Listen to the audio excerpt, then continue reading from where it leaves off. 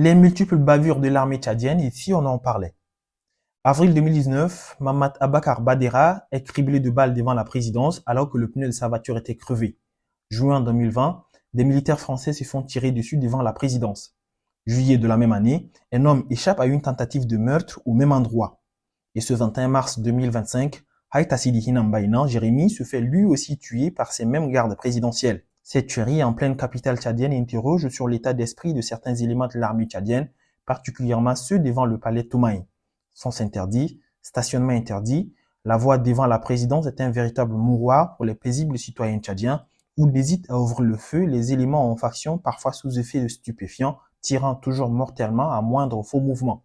Les éléments de l'armée tchadienne qualifiés de ressembler aux rebelles du fait de leur comportement peu rassurant lors des multiples contrôles dans les villes confirment cette hypothèse par les bavures dont ils sont responsables.